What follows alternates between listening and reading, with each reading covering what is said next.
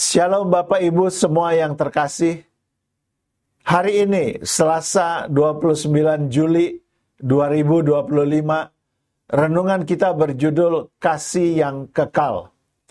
Firman Tuhan kami ambil dari kitab Yeremia 31 ayat 3 dan 4. Demikian bunyi firman Tuhan.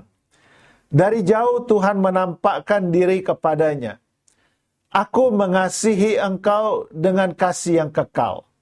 Sebab itu aku melanjutkan kasih setiaku kepadamu. Aku akan membangun engkau kembali, sehingga engkau dibangun, hai anak darah Israel. Engkau akan menghiasi dirimu kembali dengan rebana, dan akan tampil dalam tari-tarian orang yang bersukaria. Apa yang Anda pikirkan atau bayangkan ketika mendengar kata kekal? Sebagian besar dari kita mungkin akan membayangkan jangka waktu yang sangat panjang atau lama sekali. Atau dengan kata lain bisa dikatakan seperti selama-lamanya. Dimensi kuantitas waktu dari kata kekal ini tentu benar adanya. Dan memang mengandung arti demikian. Suatu jangka waktu yang sudah ada di awal dan akan terus ada sampai selama-lamanya. Sebenarnya pengertian konsep kata kekal berada di luar kemampuan berpikir manusia. Nabi Yeremia hidup dan melayani bangsa Yehuda yang sedang mengalami pembuangan di tanah Babel. Bisa dikatakan setengah pertama dari kitabnya, Yeremia banyak berbicara tentang dosa-dosa mereka yang menyebabkan mereka pantas menerima hukuman dari Tuhan. Selebihnya, Yeremia banyak berbicara tentang janji Tuhan untuk memulihkan mereka. Janji pemulihan ini sudah dimulai dari pasal sebelumnya ketika Tuhan berkata, sudah tiba waktunya ia akan memulihkan keadaan umatnya dan akan mengembalikan mereka ke tanah perjanjian untuk dimiliki. Yeremia 30 ayat yang ketiga. Perikop yang kita baca untuk perenungan hari ini merupakan lanjutan dari janji Tuhan kepada umatnya dengan memberikan perjanjian baru.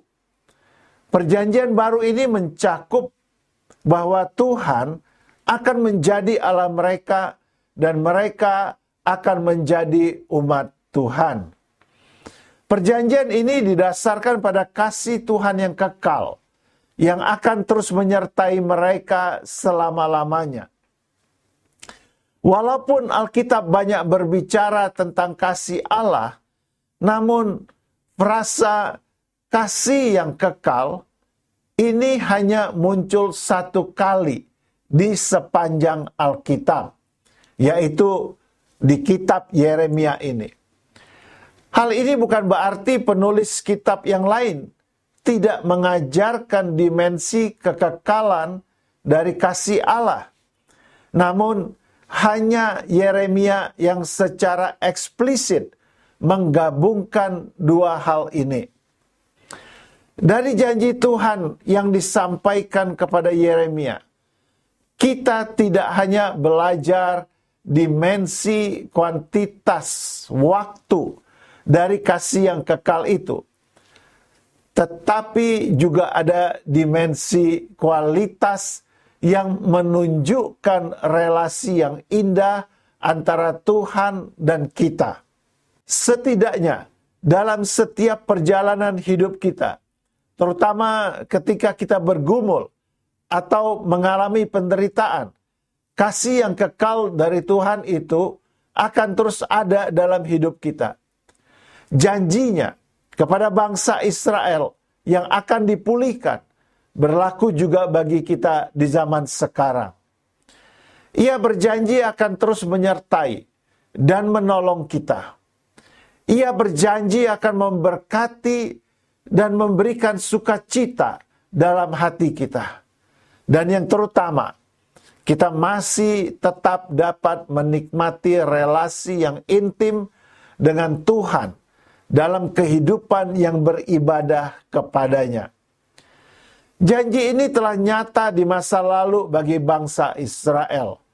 Dan karena kasih-Nya yang kekal, maka janji ini pun kita terima dan akan kita alami juga di masa sekarang.